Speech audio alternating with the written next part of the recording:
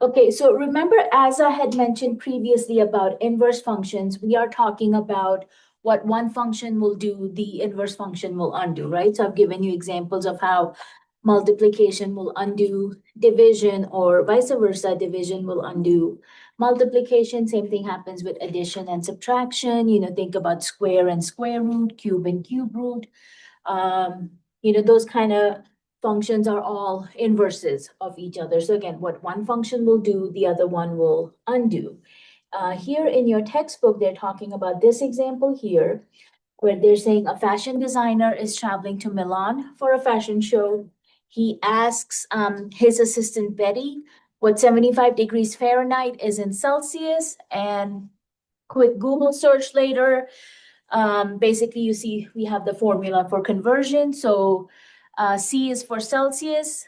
That's equal to 5/9. In parentheses, F is for the Fahrenheit temperature, minus 32. Based on that formula, we can calculate that 75 degrees Fahrenheit is going to be approximately 24 degrees Celsius. So the next day, the designer sends his assistant the week's forecast for Milan and ask them to convert into temperature. So you can kind of see Monday, Tuesday, Wednesday, Thursday, we're kind of staying in those 20s, a little bit in the 30s temperature. So at first, Betty might consider using the formula she has already found to do the conversions. And they're kind of talking about how she knows algebra and it's can be easily converted. But basically now the idea is, what if we wanted to convert Celsius into Fahrenheit? So in this case, you can see we're keeping the same formula. It's still the C equals 5/9 times the quantity F minus 32.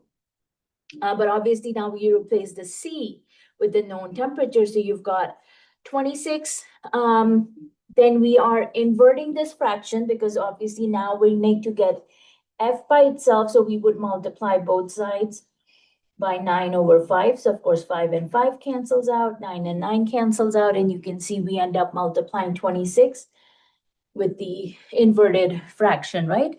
9/5. And then of course, to get F by itself, we would then add 32 to both sides of our equation. And you can see that actually gives you the new formula that will help us convert Celsius into Fahrenheit. And you can see 26 degrees Celsius comes out to be approximately 79 degrees Fahrenheit.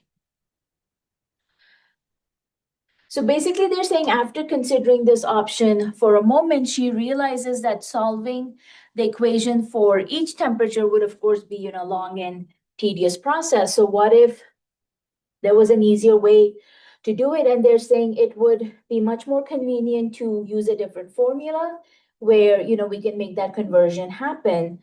So that's kind of what we're talking about when we're saying inverse, right? So like you can see here in the original function, we were plugging in for the Fahrenheit, coming out with the Celsius temperature, right? And then in the formula down here, we're plugging in the Celsius and we're coming out with the Fahrenheit. So you're kind of inverting that relationship in a way.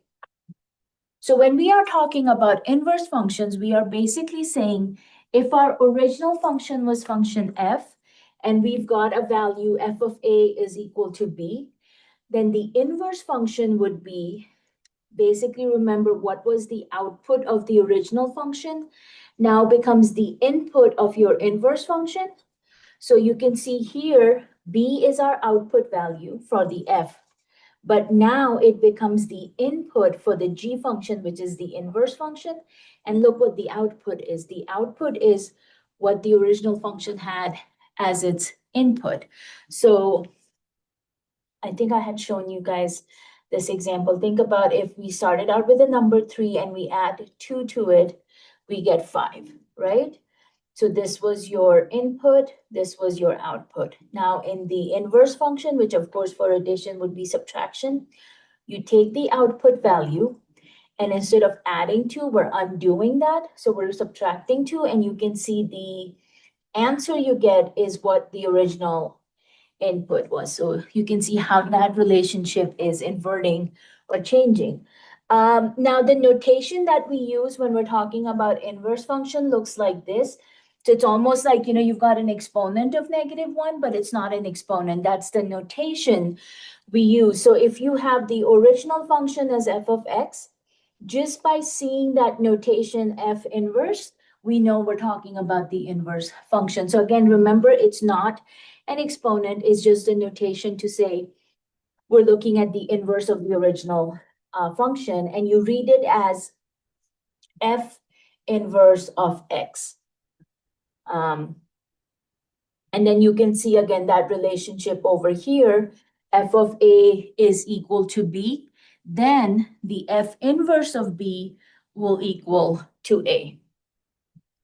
And you can kind of see here in this note, they're mentioning that, the raised -1 is not an exponent or in power, it's just a notation for inverse functions. All right, so let's break this down. So they're saying if for a particular function f of 2 equals 4, what do we know about the inverse? So if you just look at the definition we just had, well, if f of 2 is equal to 4, then we know f inverse of 4. So remember, the output becomes the input. So f inverse of 4 will obviously be equal to 2. And they're saying, if you were going to rename the inverse function, we could call it something like a new function, right? Function g. And you could use that same relationship where you could say g of 4 is equal to 2. So you may see f inverse being used, or you may see like a new name being given to it, like we have the g of x here. In the next example, you can see they're giving us the inverse function. So they're giving us h inverse of 6 is equal to 2, which means, of course, our original function. Now, if your original function was h of x, then this relationship, when you rewrite it, you would have h of 2 is equal to 6. I'm not sure if they meant to put g there or not, because in the question, they're asking us for h of x. I'm not sure if that's a typo. Or, obviously they're using an alternative name. But to keep things straightforward, I would probably go with h of 2 is equal to 6. But yeah, that would be the relationship between your inverse and the original function. Again, as I mentioned before, the two functions are undoing each other. So the original function and its inverse will undo whatever the calculation may be. So they're saying if you have f of a is equal to b, then f inverse of b is equal to a, returning us to the original input value. So remember, your original input was a, and yeah, we are coming back to that. And they're also saying that if you were to compose this function, so remember we talked about composition. So if we compose these functions, your original input value will actually become the answer of that composition. So they're kind of showing you here how that might look like. So look at these guys here. You've got f inverse of f of a. So this is what they're saying. If you do a composition between the inverse function and the original function, whatever is your original input will also become your final answer of that composition. So if you start out with b for the original value, your composition will also give you the b or a, depending on whatever was the original input. The other thing that we need to remember when we're working with inverse functions is that your domain and range also switch when you go from the original function to the inverse function over here. So you can see in this diagram over here, we've got the domain of f on the left circle or oval, however you want to look at it, maybe an ellipse. You've got a range on the right-hand side. So you can see when we are talking about the function f, we are saying for f of x, this is our domain on the left and this is our range on the right. But then when you're talking about f inverse, they are switching places. So for F inverse, this guy will actually become the domain for F inverse, and this guy will become the range for F inverse. So they will switch because obviously, we're remember the input of the original function becomes the output. So that means the domain becomes the range, and then the original output becomes the input for the inverse function. So the range becomes the domain. And they're kind of talking about that right here. So the domain of F inverse is the original range of the F function, and the original domain of the F becomes the range of the F inverse. Like I said, think about them as switching places. I think that's the easiest way to remember it. They are saying, but be careful because sometimes a function doesn't have an inverse function and only has an inverse on a limited domain. So we may have to restrict the domain before we can find the inverse function. And we'll actually get into that a little bit. So, think about a function like y equals x squared. Y equals x squared, we know a square function will have a square root as its inverse, but we will actually have to restrict the domain for us to be able to find that inverse. So we'll actually get into those kind of calculations here in a minute. But yeah, keep in mind, sometimes we may have to restrict the domain for us to be able to find an inverse. So they're saying the inverse of, oh, actually, we're just talking about that here. I didn't even see that. So you can see here, we're saying for the f of x equals square root of x, it's the inverse for the x squared function, but only if you restrict the domain of the original function from 0 to infinity. So f of x, the inverse of f of x on the domain 0 to infinity, since the range of the f of x function is, of square root of x is 0 to infinity. So let's take a look at its graph really quickly. Okay, so think about this. If we did y equals square root of x, where's my square root? There we go. So look at what that graph looks like for the square root of x function. So if we were to look at its domain, remember the domain is the acceptable x values. You can see we're starting at 0 and we're going to positive infinity on the domain. And then when we look at the range, the y values, we're starting at 0 again on the y-axis. And of course, we're going up towards positive infinity. But now if I look at the original x squared function, you would have y equals x squared. Now, if you just look at the y equals x squared function, this guy has a domain of negative infinity to positive infinity because, obviously these arms are going to the left-hand side of the x-axis. This arm is going to the right-hand side. So you're covering all real numbers. And then the range of the parabola, of course, same thing, right? It starts at 0 and goes up. So when we say domain and range will switch places, you can see that the range for the original function will become the domain for the square root function, right? So those will switch evenly, but look at the range for the square root of x function. It's not the same when you come and look at the domain of the x squared function. So that's why we need to restrict the domain on the x squared. And here we are going to say, can I say x is greater than equal to 0? Because that's what it should be. Yeah, okay. So now you will see when I put the little, curly brackets, that left arm of our parabola disappeared, right? You will see there's only one half of that graph now being shown. So if you were to look at it now, this is what the two graphs would look like when you're talking about inverse functions by restricting the domain of the x square function. So that's kind of what we're talking about here. If you look at this example, the next one, they're saying we have a function f of x is equal to 2 to the power of x. This is an exponential function.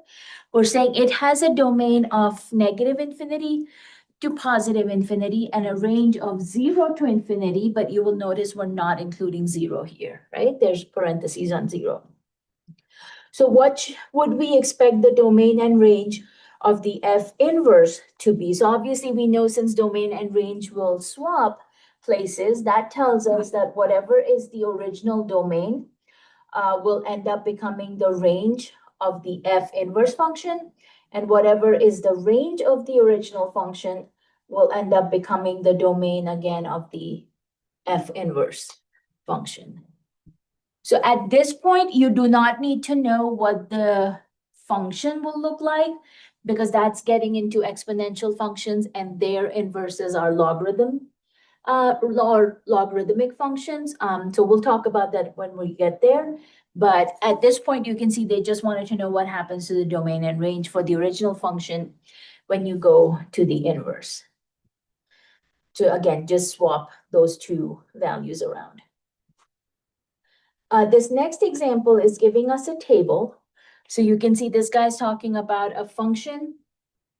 F of t is given as a table below, showing distance in miles that a car has traveled in t minutes. So you can see we have the t minutes on the top row, the number of miles traveled, f of t on the bottom row. They're asking us to find and interpret f inverse of 70.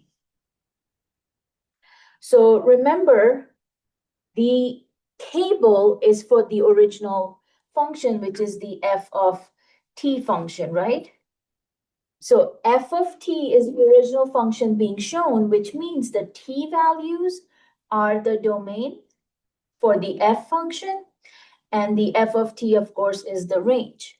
Now, if we were going to look at its inverse, that means for the inverse function, this guy would now end up becoming the domain, and this top row would be the range, and this is for the f inverse function, which means when they're asking you to find f inverse of 70, you are actually looking at this guy as your input value. So when they ask you to find f inverse of 70, that's actually going to be the second row in the original table, and that is giving us an answer of 90. And you can kind of see the explanation they are giving us over here. So they're saying, the inverse will take an output of the f function and use that, right? And return the input. So in this case, when they're saying f inverse of 70, that means you're looking at 70 on the output value for the original function. And then what it corresponds to becomes your response, right? The value that you should be coming out to be, which will actually be the input for the original function. So remember to reverse that relationship. And they're going back to the definition over here. So they're saying you can start out with the definition if you wanted to. So since we know this value on the output needs to become the input on the f inverse, you can say, okay, what number on the original will give me the answer 70? And you can see that will still lead you to the same ordered pair where you can say f of 90 gives us 70, which means f inverse of 70 will give us 90. So you can use that definition if you wanted to help you out as well. Questions on this one, guys? Reversing that relationship? On Zoom, are we doing okay? Yeah, alrighty. Okay, you can see another example here. Looks like maybe using the same table. Yeah. So same table, f of t, you're given t in minutes and f of t in miles. They're asking us to interpret this information here. So you can see the first one is F60. So this is the original function, F60, which means you are going to this value here in t minutes. And it's, of course, giving us an answer of 50.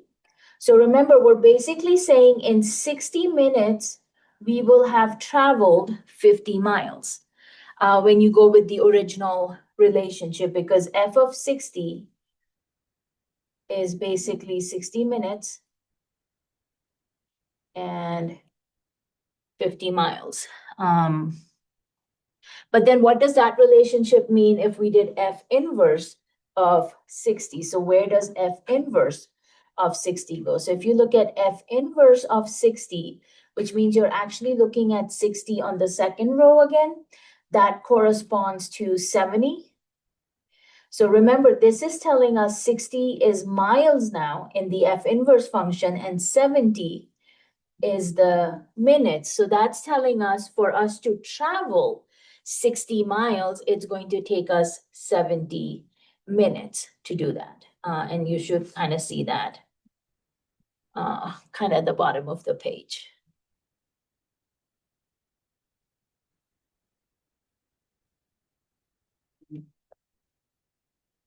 Let me see if I can move these guys. Not bad. So yeah, so just the reverse in the relationship and how you would interpret that information when you go from the original function to the inverse function here. This one is looking at a graph. So we've looked at a table. Now we're looking at a graph. So you can see the graph is given for the function g of x.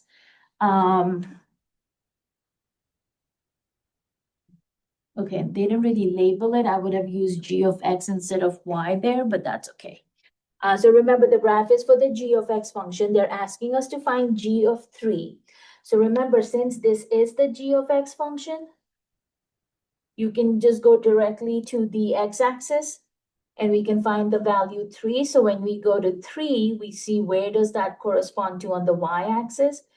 And you can see that's going to be 1. So we can say g of 3 is equal to 1. But then when they ask you to find g inverse, right? When they say g inverse of 3, that means for the g inverse value, you're now actually going to the y-axis, which means you go to the y-axis and then find the corresponding x value.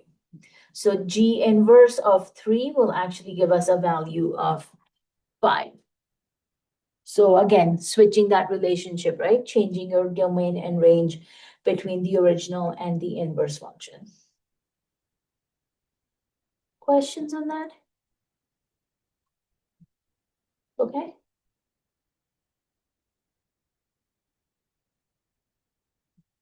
Okay, using the same graph above is what they're saying for 163.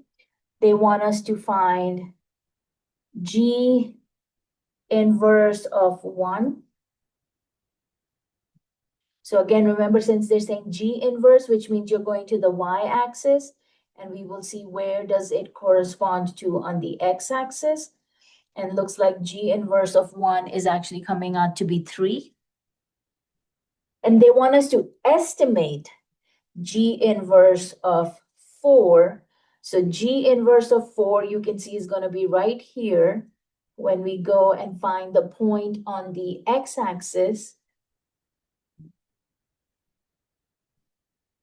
Where would you say our estimated value for g inverse of 4 would be? What do you think this number should be here?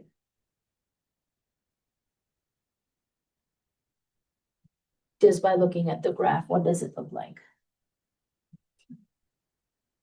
Kind of looks halfway between 5 and 6, doesn't it? Yeah. I would say approximately 5.5. Let's see what your textbook says. Yeah, approximation answers can vary slightly, but I would say 5.5 was a good estimate. Because we're not going to have a clean answer, right? Because it's halfway through. And then we don't know what the definition of g of x is or the inverse function is. So it's not like we can plug in the number, right? So you can only use the graph to estimate. But yeah, I think 5.5 looked pretty good there. They're saying returning to our designer assistant example, which was converting the temperature in Milan from Celsius to Fahrenheit, or the other way around. They're saying find a formula for the inverse function that gives Fahrenheit temperature if you know what the Celsius temperature is. So they're saying, obviously we can go quickly to Google and get that. But since they already gave us the formula going from Fahrenheit to Celsius, how could you convert that into Celsius? Celsius to Fahrenheit. So honestly, just imagine that we are trying to get F by itself. So what would we need to do? So basically you can say, okay, I want to get F by itself. So I need to start by getting rid of that fraction first. And I showed you this in the beginning of this section. So to get rid of the fraction, we multiply by its reciprocal. So we multiply both sides of our fraction by 9/5. So you can see that will end up giving us 9/5 times C. And then, of course, you have just F minus 32 left on the right-hand side. We want to get rid of the 32, so we bring that to the left. And you can see you have your F by itself, and it comes out to be F equals 9/5 C, and then at the end is 32. So the first formula is F minus 32 are grouped together in the parentheses, but then when we find its inverse, you can see you're not grouping them anymore, right? It changes. So basically you just went generically instead of plugging in numbers from one formula to the other. So here's some things you should notice, because how do we know this is an inverse? One, you should see in the original function, we were subtracting 32, but in the new function we found we're adding 32, right? So we know subtraction and addition are inverses of each other. So you're subtracting 32 in one, adding 32 in the other. In the first function, we are multiplying by 5 and dividing by 9, right? So multiplying by 5, the inverse of multiplication is division. So you can see in the new function, we're now dividing by 5. In the original function, you were dividing by 9. So in the new function, you're now multiplying by 9. The other thing you should also notice, guys, is the order in which the math is being done. So if you look at the original function, we do the grouping first, right? So we would be subtracting 32 from our Fahrenheit first. And then whatever answer we got from the subtraction, we would then multiply by this fraction, right? So subtraction is happening first, then, and I'm just using this as multiplication, but you can say multiplication and division, like if you wanted to separately. But basically, essentially, subtraction happens first, then multiplication. But look what happens in the inverse function. You are actually going to be multiplying by 9/5 first. So it's C times 9/5.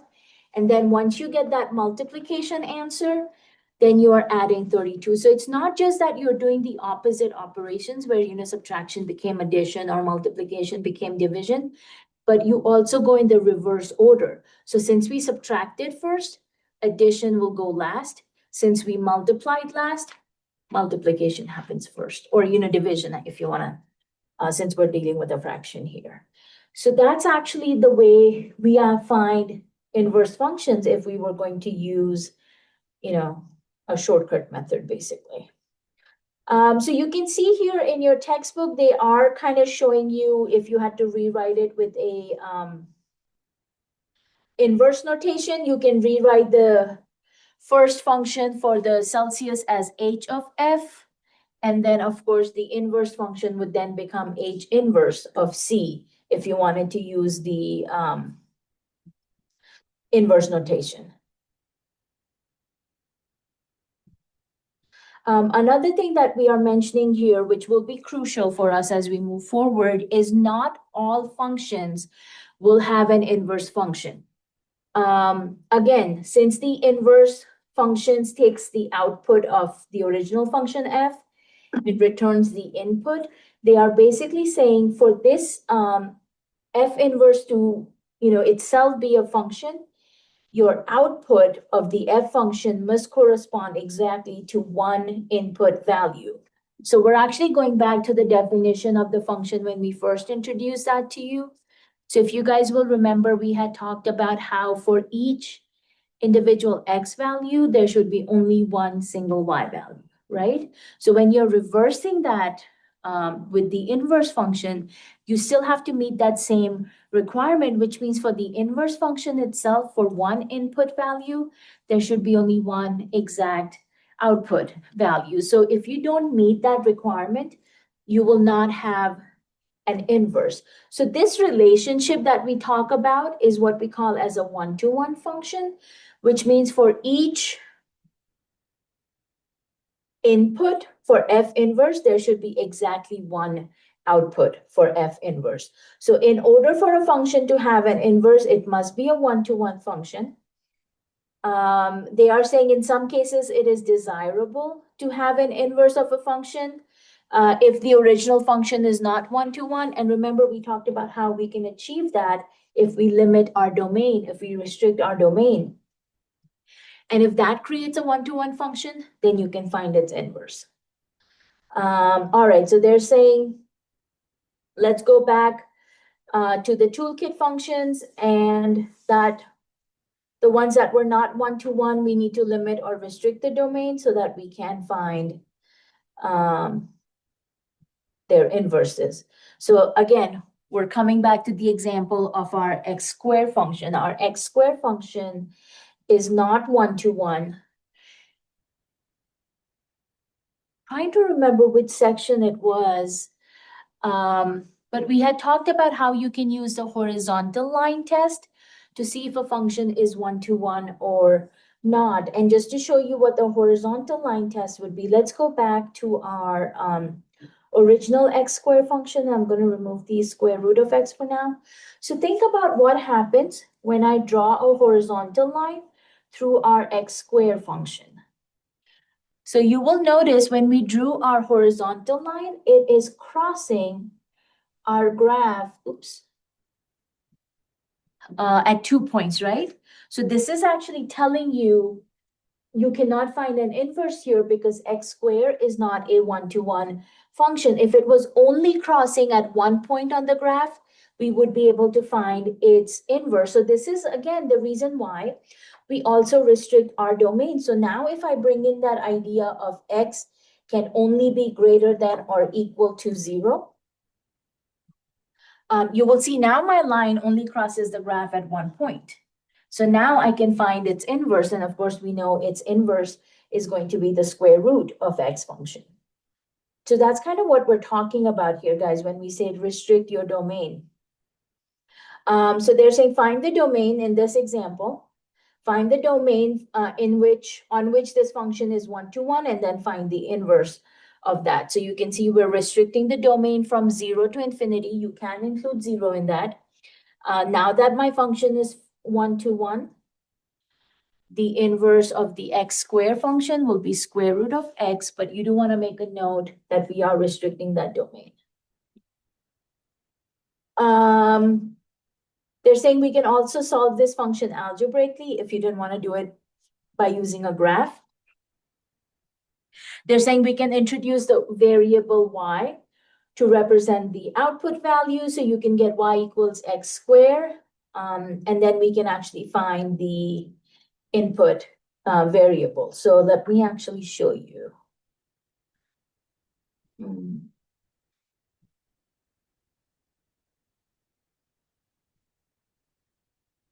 Okay. So what they're basically saying, and I kind of wish they had not put it in a paragraph, but kind of written it out like they were solving a problem. Okay, so they're saying, let's start by taking our h of x function equals x squared and replace that h of x with the y value, right? So now basically the idea is they are saying, okay, what if we were trying to solve for the x value, trying to get x by itself? So, we would need to start by taking a square root on both sides. Now, we know that whenever you take a square root, you get one positive or one negative root. So your square and square root will cancel out. giving you x, and then on the y value, you would have plus or minus for square root of y.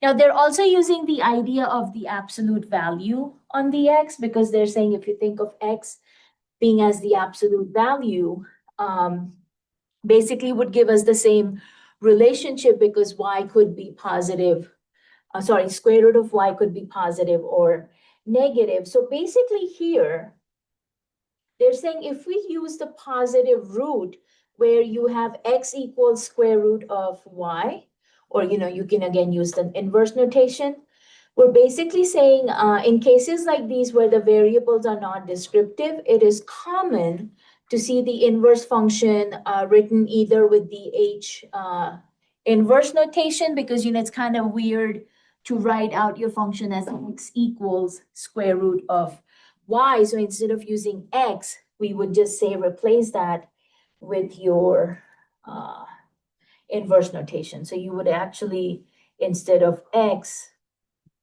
actually that would be y, since we're using y, or you can rewrite it as plus or minus square root of x is equal to h inverse of x if you just wanted to use x as your variable. It really doesn't matter, because remember, the h, the g, the f are just names that you're giving to your functions, and then you can use x, t, s, doesn't matter for your inside input variable. So again, they're kind of saying we can solve this algebraically if we wanted to.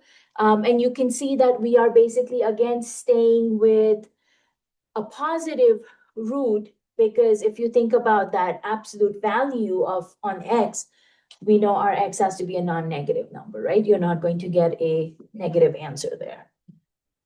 So, and you can kind of see some of the description here about domain and range, again, how they switch places when you restrict your domain. Now, one thing I did want to point out, which again, I have kind of mentioned in the past, but I would like to mention again, is when you look at the graphs of the two inverse functions, you should actually notice that they are reflections of each other, but they are reflections of each other based on this line y equals x. So imagine if I fold my graph along this diagonal line y equals x, that's the purple line for those of you who are on Zoom.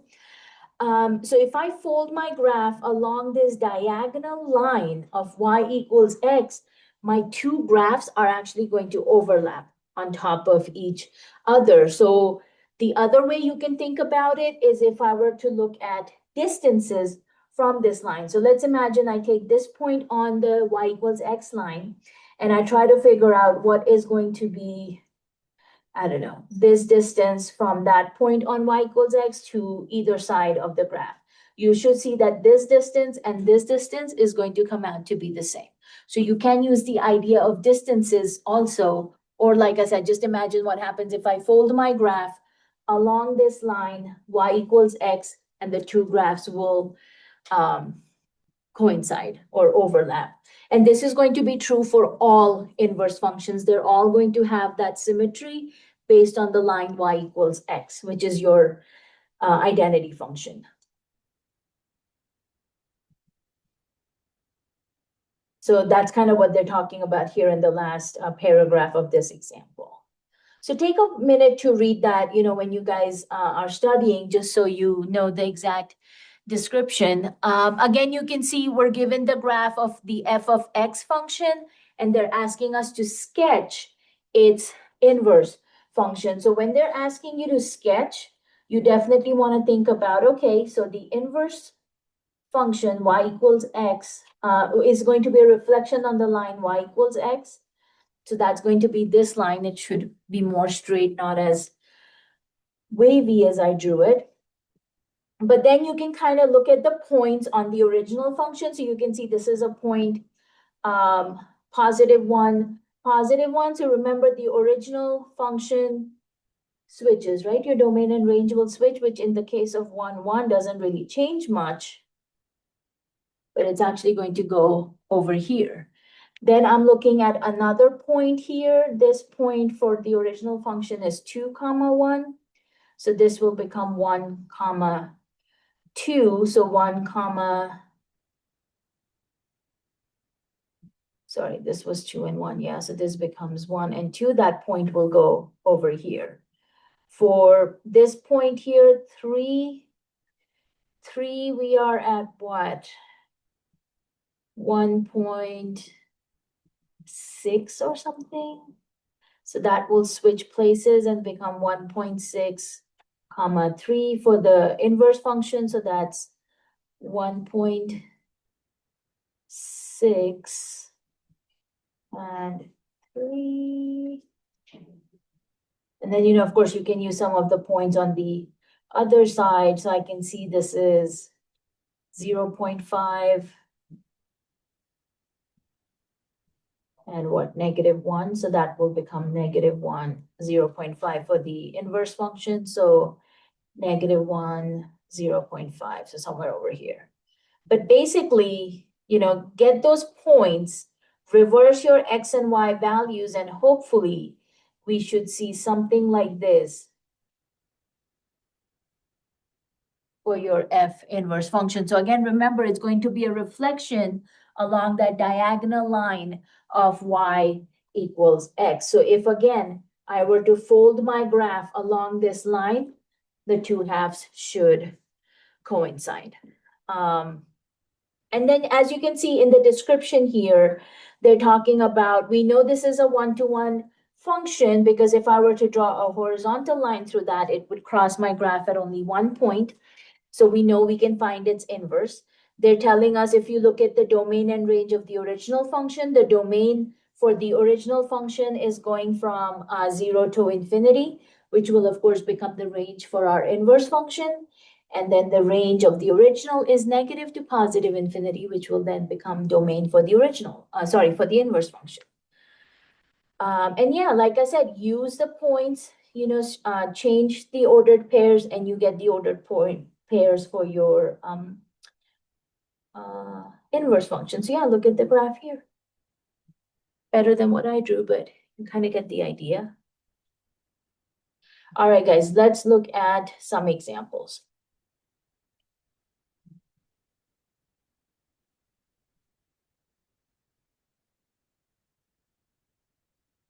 Let's do some of the even numbered ones because the odd number ones you guys can see the answers to.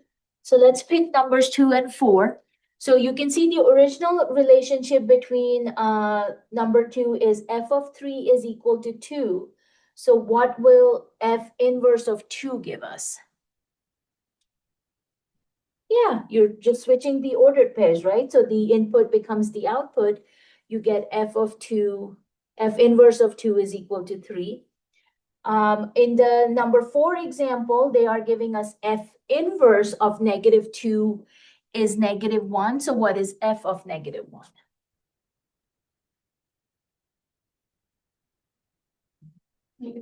-2. So the input becomes the output. So again, just switching those ordered pairs here, guys. Let's do a graph example here. I need to move you. Go away. There we go. Number 8. So they're asking us to find, let me see if I can make this a little bit bigger. It did make the graph slightly bigger. Okay, number 8.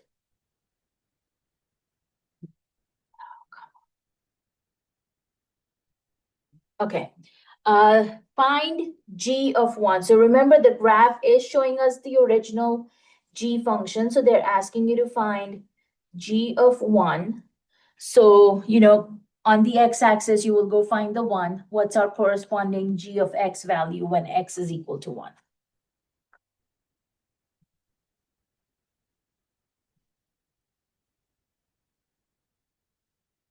So look at your graph. This is giving you the g function. So if we're saying g of 1, you want to go on the x-axis, find where the 1 is, and find the corresponding y value for that on the graph. So what will our g of 1 give us? Very good. Yeah, -1, because your ordered pair is right over here. Right, so you can see that will give us -1 for the corresponding pair. Now here you can see they are reversing the relationship. They are saying g of x is equal to 1, which means they're telling you for which number is the answer going to be 1 in the original function, which means your y value is now 1 and you have to find the x. So which point are we looking at? What's the x value? 3. So the y value is 1. So yeah, that would be this point here. So your corresponding x value will be 3. Very good. Now we're getting into the inverses. So for the inverses, they are now asking us to find g inverse of 1, which means now you're actually looking at the y-axis as your input, right? Because you're again switching the x and y. So where is the y-axis 1 and what will be the corresponding x value? It will be 3. Because remember, basically you are reversing this relationship, right? From g of 3 equals 1 will now become g inverse of 1 equals 3. Okay, and then kind of the same thing, they are saying for which x value or input value will you get the answer 1. So again, remember, this is the inverse function, which means technically you're looking at the y-axis value on the inside, and this is the x-axis value on the outside. So for g inverse, look at the graph again where your x value is technically 1 and find its pair in the y. -1, because we're kind of going back to that original function here, right? So you're kind of looking at its inverse. So it's kind of tricky the way they are placing the question, because they didn't directly say find, like for part B, they didn't say find g inverse of 1, right? They said we're giving you g of x is equal to 1, which means come back and find the x, which would be the same thing if they just said here, what if g inverse of 1 would give you, what value would it give you? So yeah, they're just kind of giving you a different format of asking the question. Did any of you have any questions on example 8? Any of you on Zoom have questions on this, Juliana? Promise? No? Okay, all right. So that was using a graph. This one you can see is using a table. Okay, so 8 and 9 are the last values. Okay. So let's look at number 10 table over here. So this guy, again, as you can see, the original table is giving us the h of t function. So you can see t is the top row, h of t is the bottom row, and they're asking us to find h of 6, which means the input value is 6. So what's your output value for h of 6? No, because you're looking at the original function, not the inverse. Yeah, so you are actually going, let me make this window smaller. There we go.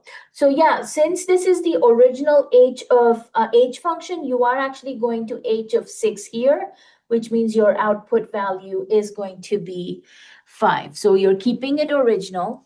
Now here they are reversing the relationship, right? They are saying h of t as an answer gives you 0, which means what is the value of t for which your answer is 0? 6. Think again, the output should be, yeah. So it's actually disordered pair here because the output is 0, which means the input is 1. So they're really testing our brains here, aren't they? Because they really want us to know, are you looking at the correct column or the correct row? I guess in this case, row, since they're giving it to us horizontally. Okay, H inverse of 5, which means now you are looking at reversing the columns, basically, right? So H inverse of 5 will give us what?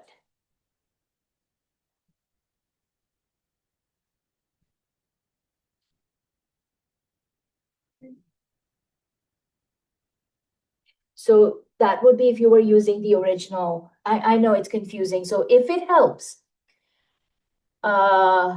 rewrite it. So this becomes your H inverse of T, and this will become your T. So if it helps, relabel your columns like maybe on the right-hand side or something so you can see.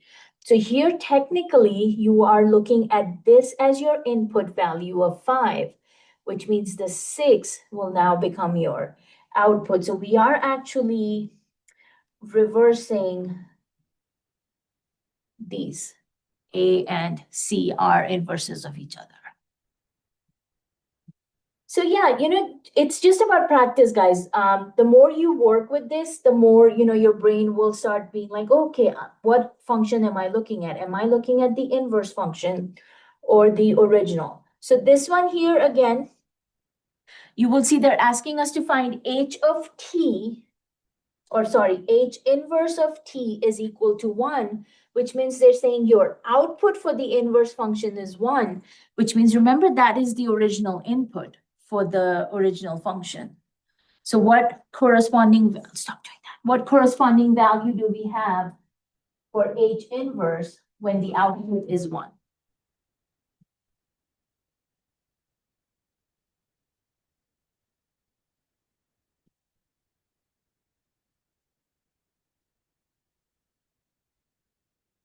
So will it be the 1, 0 or the 2, 1? Because those are the only places where you see the 1, right? It will be 0. Very good. So again, this is the inverse relationship between parts B and D. So honestly, these guys are inverse relationships of each other. And then these guys are inverse relationships. The way, the answers came out to be. So again, when they say the function H, you keep the table as it is. When they give you H inverse, you are literally switching the rows and the columns here. You are flipping that. So I would say practice with that a little bit. So, you kind of start feeling more comfortable with it. All right, so that was using a table. Okay, now let's do the algebraic part of how to find your inverse functions. Because we haven't really talked about it other than that one tiny example.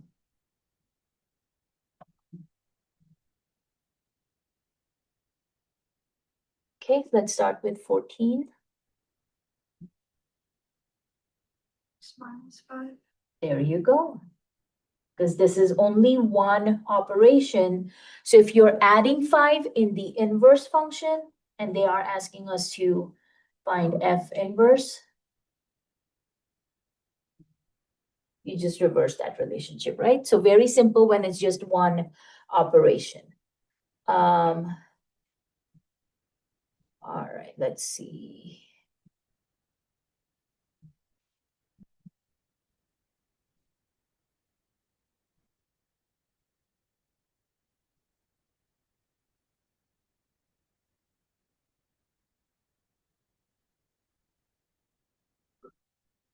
We do 3 plus x.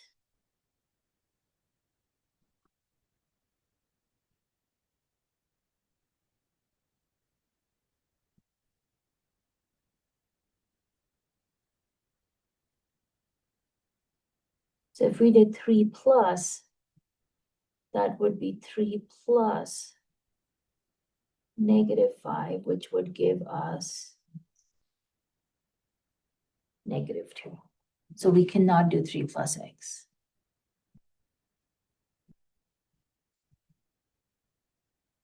What do we need to do here?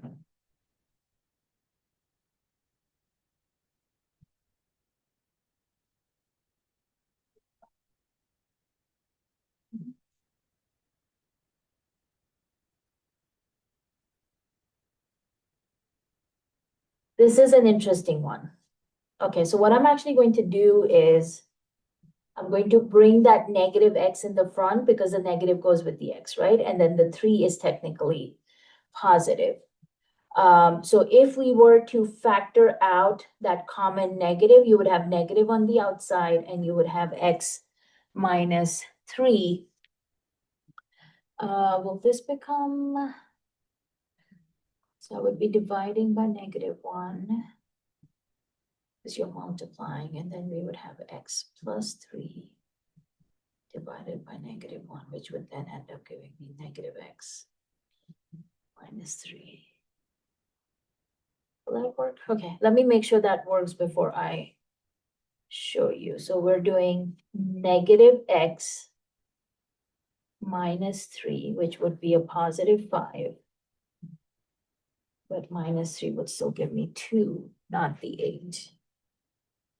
So does that mean you stay positive? Because if I keep you positive, you will go to 8. Okay, so we took negative x in the front, we put positive 3 in the back. If I am bringing out a negative as my common factor, that leaves me with positive x minus 3. Okay, so that part looks good. If I am bringing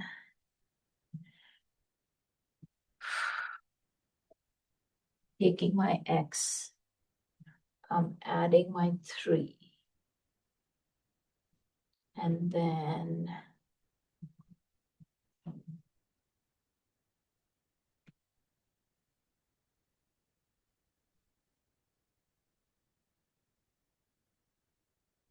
subtract 3 first, then multiply by -1. So I would actually add 1 first. Okay, I see what I did.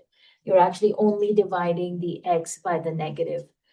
So you would actually end up with just negative on the x, but the 3 would change signs.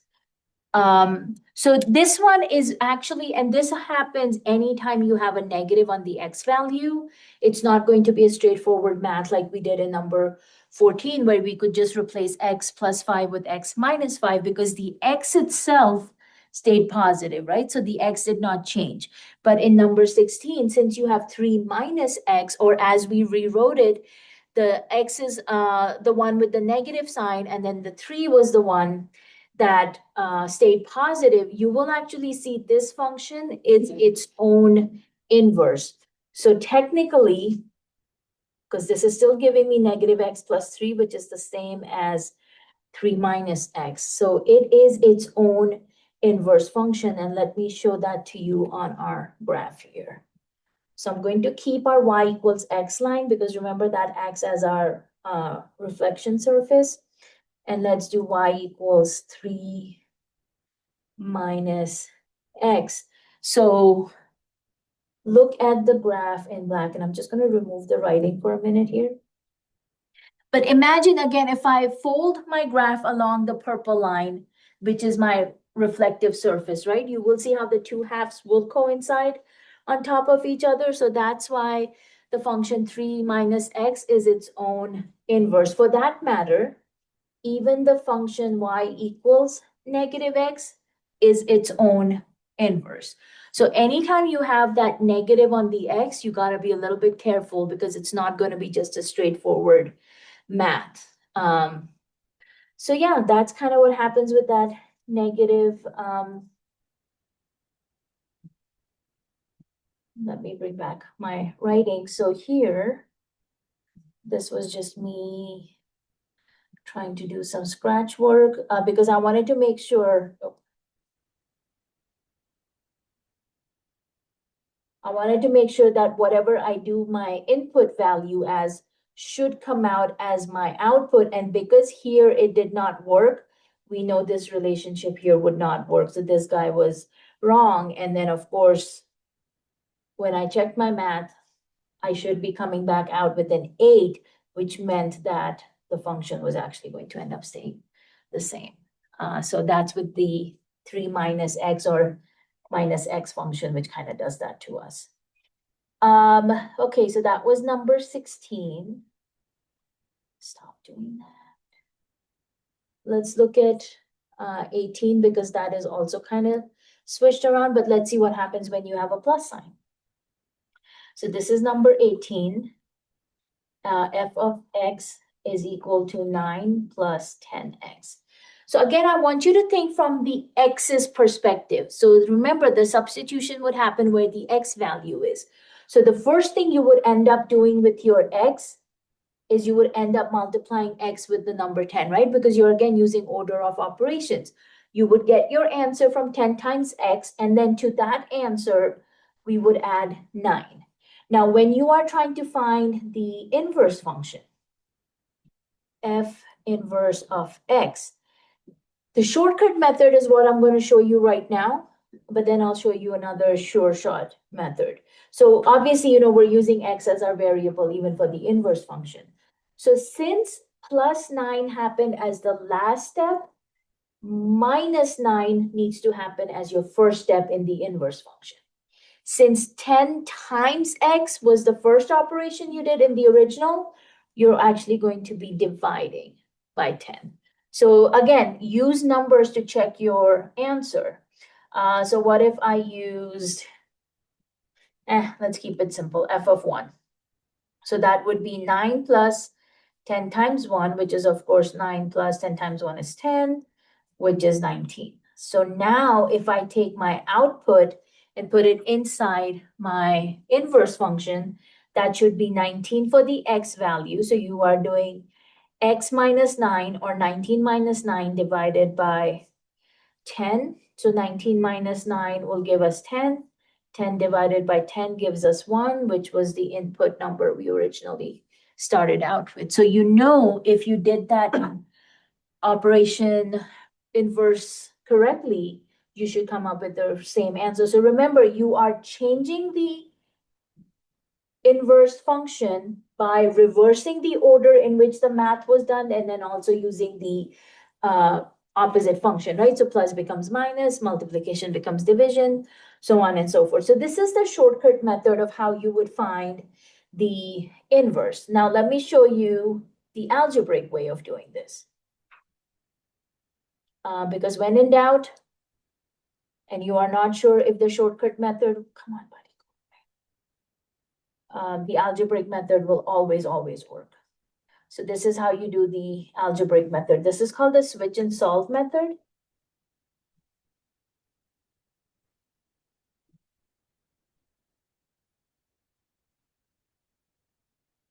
So initially you start by replacing your f of x notation with y. You get y equals 9 plus 10 times x. So right now you're just rewriting f of x as y. Now this is where the switch is happening. So you are actually, remember how domain and range switches from original to inverse. So we're literally going to replace the x with the y and the y with the x. So where you have y, I will now write x. Where you have x, I will now write y. And the goal is to get y by itself. So now is the solve part happening. We did the switch. Now we want to get y by itself. So we would start by subtracting the 9. So you would get x minus 9. Okay. So subtract 9 on both sides. You get x minus 9 is equal to 10y. Divide both sides by 10 to get y by itself. And you get x minus 9 over 10 is equal to y, right? We got the y by itself. And now we replace the y with the inverse notation. And you can see that's the same function we got when we did the shortcut method. So x minus 9 and then the whole thing divided by 10. Switch and solve method. Let's pick up another example and I'll do one more for you guys. Find the inverse of f restricted domain. Start by finding the domain so that your function is 1-to-1 and non-decreasing. Okay. All right. So how about we look at number 20? Okay, so 20, as you can see, is f of x is given to us as x minus 6 quantity squared. Now, just from the x squared function, we should know that since this is a, again, second degree polynomial, it's probably not a 1-to-1 function. So y equals parentheses x minus 6 quantity squared. You can see what that graph ends up looking like. So for us to be able to make this one-to-one, how do you think we need to restrict the domain? We cannot do 0 to infinity because this function does not start at the origin 0, 0. So what do we need to do to make it one-to-one? Because right now, if I were to draw a horizontal line through that, it's going to cross at 2 points. So how can I restrict my domain? 6 to infinity, very good. So let's put that restriction here. So in my curly brackets, it can be greater than equal to 6. And you can see now it just gives us a 1/2 arm, right? And obviously when you draw the horizontal line through that, it only crosses at, 1 point. Okay, that'll work. So now what will this guy's inverse look like? Where's my textbook? There we go. Okay. So remember here, we are saying the domain will be from 6 to positive infinity, right? Including 6. So again, I'm going to show you using the switch and solve method. So again, replace the f of x with y, and you will get y equals x minus 6 quantity squared. The switch is going to happen now. So where you have the x, put the y, and where you have the y, put the x. So you can see this will, with the switch, we end up getting x equals y minus 6 squared. So now we want to get y by itself. So to get y by itself, we will need to take a square root on both sides. Again, remember, anytime you take a square root, you get one positive, one negative root. On the right-hand side, the square and square root will cancel each other out. We get square root of x is equal to y minus 6. Now, do we go with the positive square root of x or the negative square root of x? Let's look at our graph one more time. What is the range? Yeah, because your range for the original function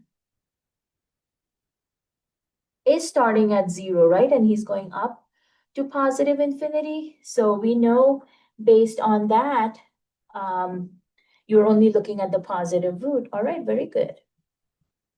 So you can discard the negative and keep the positive, right? Which again, you don't actually physically need to write the plus sign. And then all we need to do is move that 6 to the other side so that we can get y by itself. And we will end up getting square root of x just by itself. The plus 6 is actually on the outside, and that equals y. And then remember, you can just replace the y with the inverse notation, f inverse of x. We can check by plugging in our numbers, but I wanted to show you the graph before we did that. So let's do y equals square root of x, again, just by itself inside the square root, and your plus 6 needs to be outside.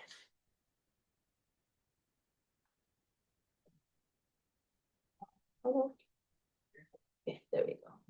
So can you tell me, did our domain and range switch for the green graph? Because now the domain for the inverse function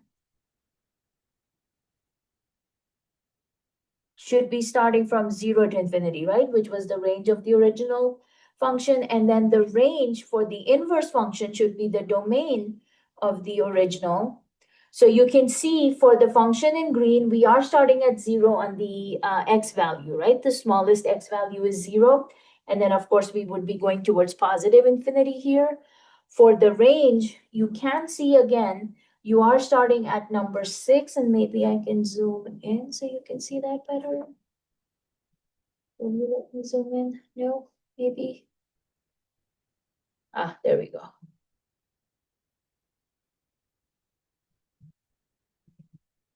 So we do start at 6 for the lowest y value, and then we are going up to positive infinity. So that is going to be your range for the inverse function. So that's your switch and solve method. And again, like I said, you can plug in numbers to check and see if that's going to work for you or not. So we can do a quick check with, why not? Let's start with 6 because that is the smallest x value we can use. So you can see 6 minus 6 squared will give us 0. 0 squared is 0.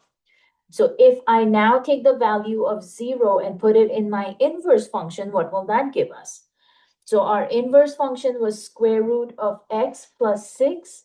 And of course, square root of 0 is 0. 0 plus 6, you can see, will give us 6, which is our original input. So it is actually going to work out for us. So switch and solve method, guys, is really, as they say, foolproof, because there are very little chances of making an error. Now, if you were going to do this by the shortcut method for number 20, let's say you wanted to do shortcut. So think about this with the original function. First, starting with the x, we would be subtracting 6, right? So we would do the inside of the parentheses first, and then whatever answer we got, we would do then the square. So when you are doing the inverse function, you will go in the opposite order and then change the inverse, right? So we would be starting again just with x as our variable. So since you did the second degree last, that means its inverse square root needs to go first. Since you subtracted 6 first, the adding of the 6 needs to go last. So obviously we get to the same result for the inverse function, but then you need to remember to reverse the order in which the math was done, but then also use the inverse functions for each of the individual operations. So like if you look at number 22 over here, with number 22, you can see the x is getting squared first. Then we add the 1 to it. So for the inverse function, when we reverse the order of those actions, again, using x as our initial variable, since you added last, we would be subtracting first. Since we did the square function first, you would be doing the square root function last. So this would be our inverse function. If we used the switch and solve method to figure out what our inverse was going to be, you would have y equals x squared plus 1. Remember, you switch the f of x with y.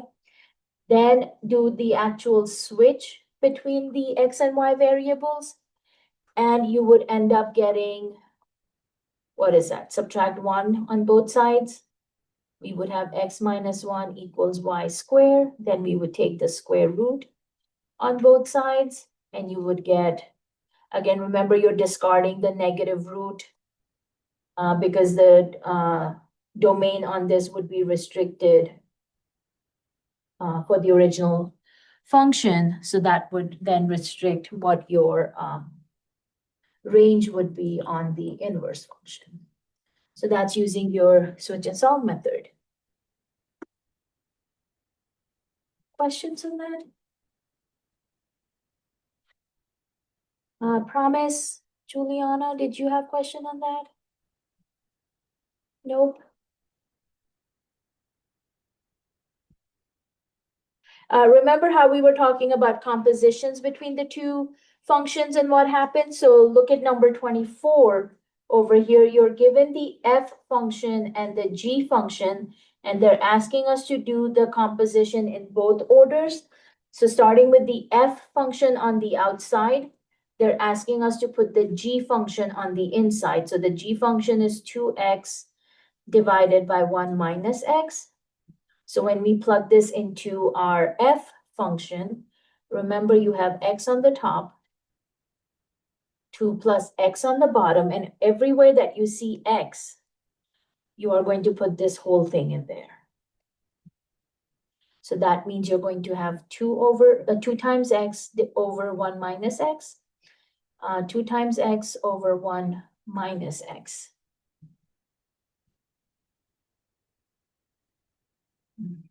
That does not look like it can be simplified easily.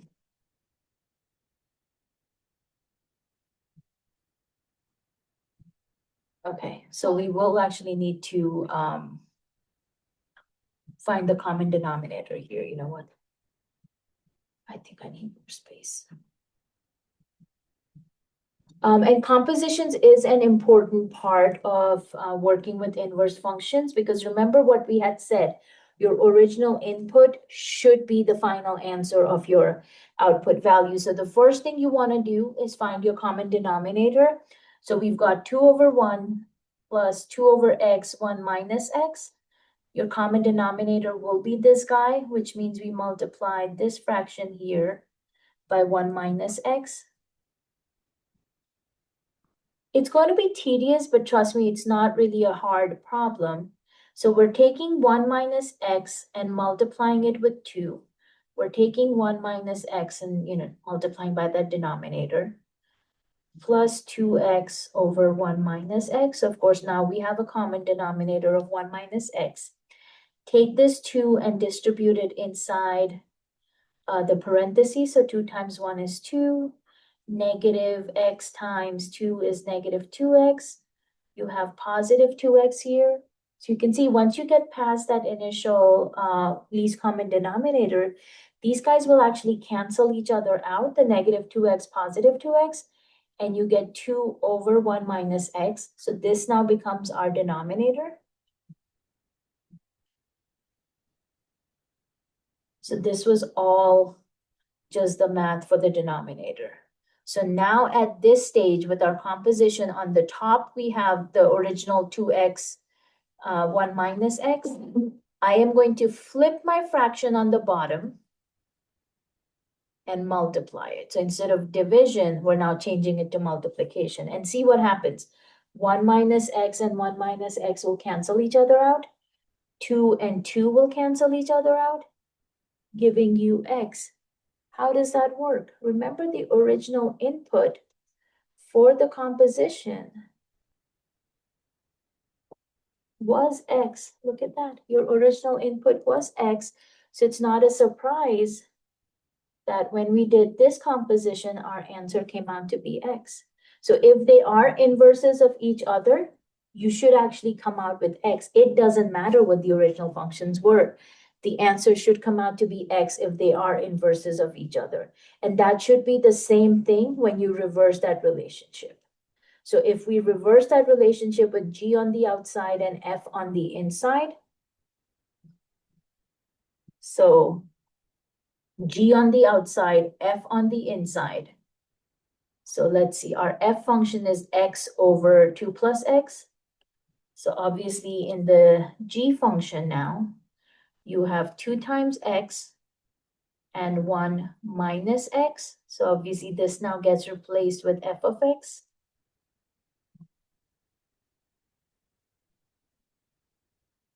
These guys can be straightforward because you can think of this as being 2 over 1. So the 2 gets multiplied on the top.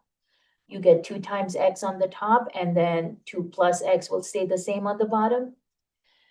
Denominator, obviously, again, we need to find a common denominator. So that part is kind of same as the first one. So 1 over 1. Will you move, please? There we go. So obviously multiply this guy with 2 plus x. Multiply this guy with 2 plus x, which will end up giving us 2 plus x minus x on the top, common denominator of 2 plus x on the bottom. You will notice again, positive x, negative x cancel each other out, leaving you with 2 on the top, 2 plus x on the bottom. So this is all of our denominator here. So he becomes 2 over 2 plus x. Again, keep the numerator fraction the same. Change division to multiplication, and then flip that fraction on the bottom. So 2 plus x on the top, 2 on the bottom. These guys again cancel each other out. 2 and 2 cancels each other out. And look at that, you get x as your answer again. So remember, your original input was x. From the composition, your output is also x. And again, as I mentioned, if they are inverses of each other, you should get x as the answer. So for part C, we're basically saying they are inverses of each other. That's what that relationship is between the two functions. I don't know if they tell us that for in the answer key, since this was an even number problem, they probably don't. But you can see 23 was similar to that, so you can use number 23 as your guide. So one thing that I would like you to take away from inverse functions is the switch and solve method. Practice with that. Once you feel comfortable with the switch and solve, then you can use the shortcut method. So what I would like you guys to do is work on that. If you think you need additional information, you need more help, we can meet on Zoom. You have till Friday midnight to finish section 1.5 homework in My Open Math, which is the section on inverse functions. And like I said, if you get stuck, we can meet on Zoom. If you want to come to campus and meet me in person, that can be arranged. And then, of course, you guys have access to tutoring to do that. So keep that in mind. Also for the midterm exam is make sure your attendance is at 90%. And then, of course, all homework sections are also at 90%. So here is something that I am working on right now because I brought the total of your midterm questions from 51 down to 40 right now. I need to find another 10 at least questions to minimize. So what I'm actually trying to do is looking at chapter 0 because this was more of the review part, right? What I'm trying to do is I'm trying to look at more of the stuff we did towards the end because a lot of these will have like order of operations already included in there, you know, solving and stuff included in there. So I'm actually trying to see if I can do multiple of the same processes, but in like one of the later problems that we did, because so that way I don't have to ask you just a simple question of order of operations, because you will be doing order of operations when you solve an equation. Because right now the questions are way too many and we have a restricted amount of time to do. So I cannot keep it at 40, which is where I am at right now. So I need to find 10 more questions to get rid of. So I am going to find questions more from chapter 0 to get rid of than chapter 1, because chapter 1 is the new material, which is from college algebra. So as you are studying for the midterm, so like, let me show you the practice over here.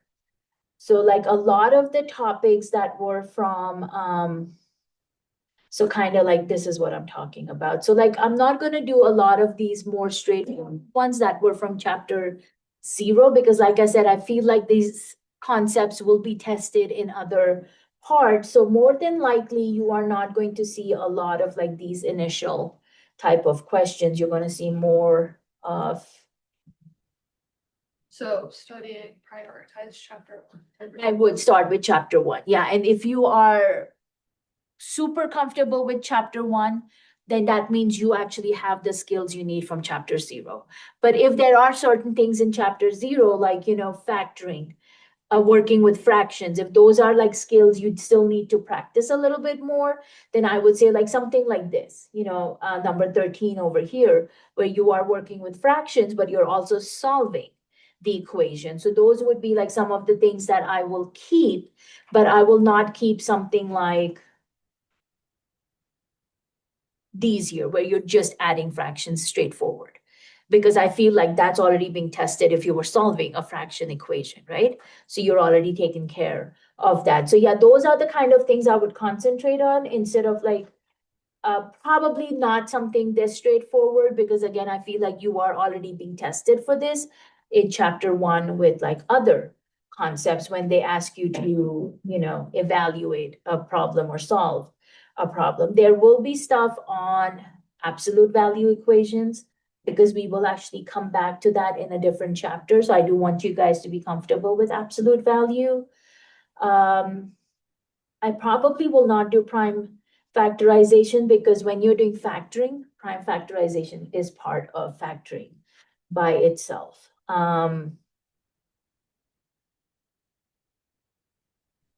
I will probably test you guys on exponents, because when we do the chapter on exponential functions and logarithmic functions, you do need to be comfortable with the rules of exponents. So I would definitely ask you guys to review the rules of exponents.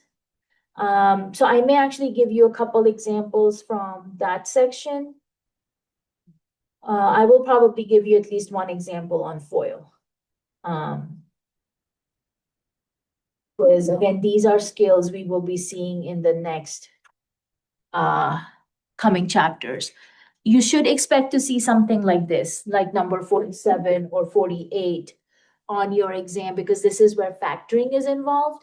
And I want you guys to be comfortable with factoring, because again, factoring pops up in a lot of different chapters moving forward. So expect to see something like number 47 or 48. This is from the practice. Obviously, the numbering will be different in the exams. Don't get scared by the numbering. I'm just telling you like which type of problems to expect.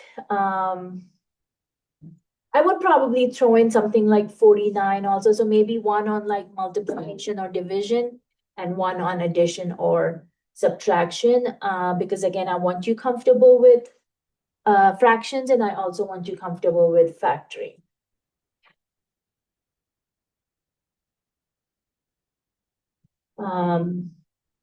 Probably one of these radicals also, because you need to be able to simplify a radical. So expect something like 52 or 53, something similar. To that, you should also remember the rule that you cannot have a negative number inside of an even root. So like a second, like a square root or a fourth root. So like this guy here, number 54 is a cube root. So remember, cube roots can have negatives in them. But if that was a fourth root or a square root, that's when the D&E answer comes in, right? So it wouldn't be for this guy. So those kind of things, I want to make sure you guys are aware of those kind of rules for radicals. I would say expect at least something like number 59 or number 60 also. So simplifying radicals and then either adding or subtracting them.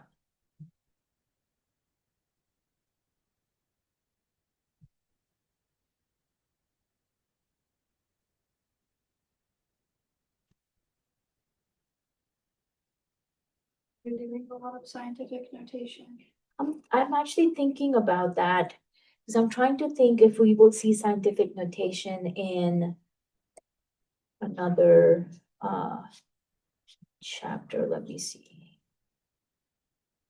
Okay, so think polynomials, applications, exponential. Yeah, we may actually see it in exponential functions because yeah, sometimes those numbers can get for a lack of better term, ugly. So yeah, I would say like maybe one conversion going from decimal notation to scientific notation and one conversion going from scientific to decimal, because again, it's important, but I would rather you focus on some of the other stuff than, just worrying about too many examples on scientific notation. Interval notation, yes, but this may come in the form of a domain and range for a function, right? So it may not look like this specific example, but just be familiar and comfortable with interval notation, because obviously, as you've seen now, we use it extensively when we talk about domain and range for functions. I would say probably more in the inequality, expect something like this, like learn how to solve an inequality. And I would say probably something like 77, since it's a 3-part inequality. I do like those better.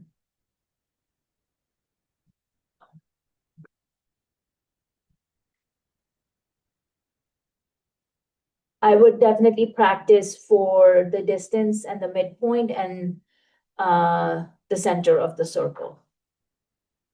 And they're honestly all are the same if you know how to use your formula. You should definitely expect at least one example on graphing like these ones here. And I think this was one of the questions you had asked me, right? Like what happens if the points are not on your grid? So remember, that's when you would use the slope intercept form of your equation. If, like these points are too large and you're not able to like use the points to graph your line. Because we did find that through one of the homework problems. Definitely, you need to know how to work with intercepts, slope of a line, the 3 different forms of the equation of a line, because all of these were once we got into chapter like we were getting ready to get into chapter 1. So knowing those forms would be good for the exam.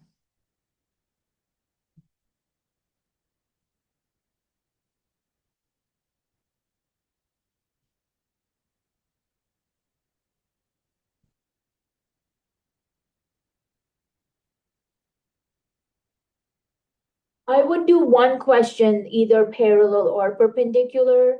And it may actually switch between, because sometimes I pool the questions together. So you may end up seeing parallel lines or perpendicular lines. It will just be the draw of, the randomization. So I would say definitely practice with that a little. And then, of course, like I said, chapter 1, I want to see that you are comfortable with the definition of what a function is, how to evaluate the function. Yes, definitely a question on solving this, because this is your difference quotient, which is something we will be using again. And then obviously, as you guys go into further STEM level math, you will be required to know this. I already mentioned domain and range. We'll definitely talk about domain and range. Transformations, you should expect to see a couple examples on transformations.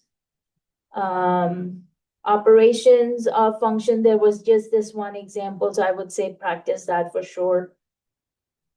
Composition, again, I will put at least one, maybe 2 questions on composition. So practice with that. Yeah, see, I told you we had talked about one-to-one function. So yeah, know how to identify if a function is one-to-one or not. So you can see there were a bunch of different examples on that. This is back to composition. So yeah, I'll probably give you like 2 maximum, because again, I cannot give you too many since I have to restrict based on the time.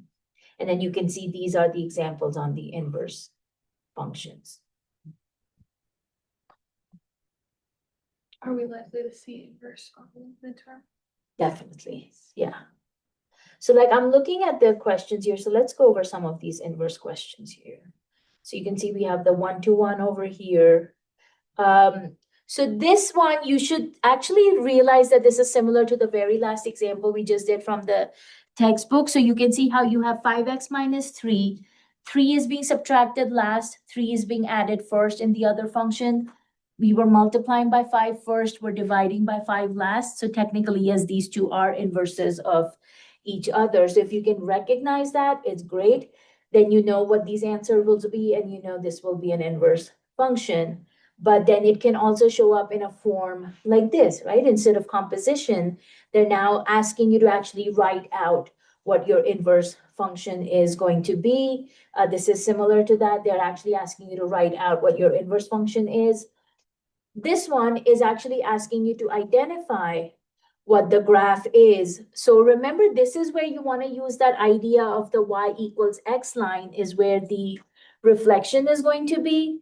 Again, remember, you have access to Desmos graphing calculator within the exam itself. So I would say graph that guy and then see what its reflection in the line y equals x will look like. And it should actually help you figure out which one of the graphs will be your graph of the inverse function.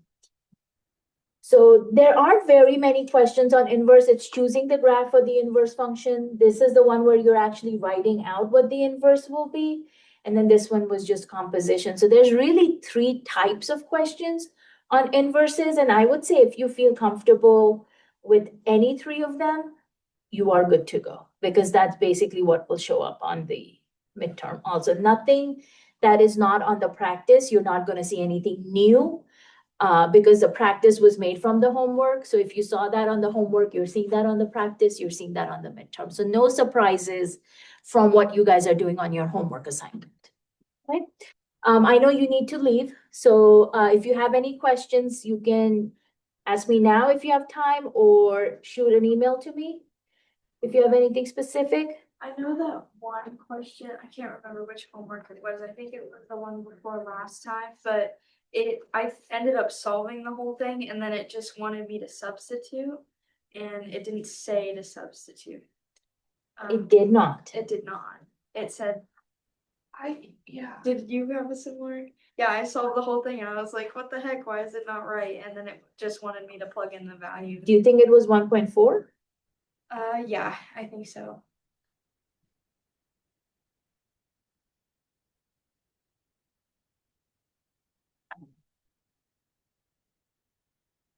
So substitute the value. I think, was it? Because these ones are not having you plug in numbers, they're just asking you to do the compositions. So were you actually like plugging in like a number for your input? Yeah, and then I solved it all the way. And it didn't want a final answer? No, I just wanted the, If you come, once you get home, once, you're not like having to rush, Yeah. see if you can send me that question. Let me take it. And if it's something, then I'll make a video and kind of give you guys instructions on what you need to do for it. Because yeah, if it shows up on the midterm, I kind of want you guys to know. right, Like what whether to- to substitute or whether. Yeah, yeah. So, and I think you said you may have also come across that. So yeah, if either one of you remember, send me that so that I can kind of take a look at it. Because when I first created the homework, it was 100 years ago, so I don't remember which ones do what because I haven't solved them after I picked them. So yeah, if you can send that to me, that would be awesome. All right, wonderful. Any other questions, guys, regarding the midterm? Basically, is Desmos gonna be like on the midterm, like? Yeah, so it will be under resources on your Yeah. exam. Yeah, so you don't even have to go outside of my open math. You will be able to pull up the calculator on, Not the the exam. scientific one, right? and the scientific, yeah, so you'll have links for both. Oh, okay. Yeah, and then we have scientific calculators in the classroom also that you can borrow Oh, on the day. I noticed that on the practice, Google Sheets was in the resources too. Can we use just scratch paper? Or do we have to use Google Sheets?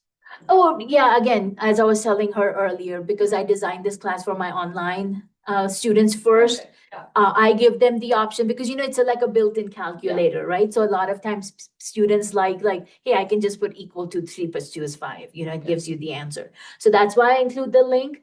But yeah, you guys will have access to like actual paper. Okay. Because again, online, it's a different beast to deal with. So I try to give them as many resources that I think might be helpful. But yeah, I will give you guys scratch paper. You can keep it, turn it in. It's up to you if you think there's anything on that that you want me to look at. You have that option. But yeah, I would say don't worry about Google Sheets because we're not technically doing spreadsheets at this point. So that was just more of an extra resource for the online classes. Yeah. Did you have a question? Thing that we had last class, I think it was the stretch and compression stuff, is Yeah. that's not gonna be on the exam. That's a part of transformations, yeah. So yeah, you will have stretch compression. And again, I'm gonna try to limit these questions to maybe 2 or 3 questions, depending on if they are very different from each other. But if I feel like one question kind of covers a lot of the different types, like, vertical shift, horizontal shift and stuff, then I'm not gonna give you like 5 questions on the same thing, because again, I really don't want you to go over time from our class time. I want to keep it at that 1 hour, 40 minutes with maybe a grace period of 10 minutes if you guys needed that. But I don't really want to make the exam too long. So that's where my problem is right now, because I'm like, oh, you're a good question, but I don't want to keep it at 40 questions either. I'd preferably keep it at 30 or even less than 30 if I can. So yeah, so I will give you basically, like Zoe was saying, chapter 1, I would say take it as a lot of chapter 1 will show up. It's chapter 0 where I will compromise and get rid of some of the questions, because that is a review chapter, whereas chapter 1 is new and what's needed for college algebra. So I'm probably not going to like take away too much from chapter 1. So yeah, that's kind of the idea in reducing the number of problems. Promise, Juliana, did you guys have any questions regarding the midterm exam? No, nothing at this time. Okay, so just remember, everybody, you are expected to be in class on Monday to take the exam. So no exam on Zoom. Please make sure you're here on campus on Monday. And then after we're done with the exam, back to lecture, you guys can go back to Zoom. But just on the days of the exam, we definitely want to make sure that everybody's here. Are we taking the exam on our own personal computers or? You can, or we have these guys in the back. The only thing I would ask is I should be able to see your screen. So don't have it like too dark, because I am blind. So just make sure it is at a screen brightness where I am able to see. And I'll obviously walk around and stuff, because again, just want to make sure you're not going on any other websites that you're not allowed to. And then remember, you can bring that 4x6 note card if you want to have any formulas or any information on that. I've got scientific calculators in the classroom, but if you want to bring a handheld one, you can. And then, like I mentioned, you have the links for the Desmos scientific and graphic on the exam itself. I think that covers about every resource, right? And I can provide you pen and pencil, because I've had sometimes students like, I don't have a pencil on me, so I can get you that also. So don't worry about any of that. And then yes, scratch paper too. Anything else, guys? All right, I'm excited for you. I know this is our first exam, but I have a feeling you guys are going to be wonderful at it. So just keep practicing, keep studying, and just make sure that attendance is at 90% for everybody. Okay? All right, enjoy your weekend, guys. I know it's going to be busy studying, but then we have spring break to look forward to after that. All right, ladies on Zoom, take care. I will see you in class on Monday.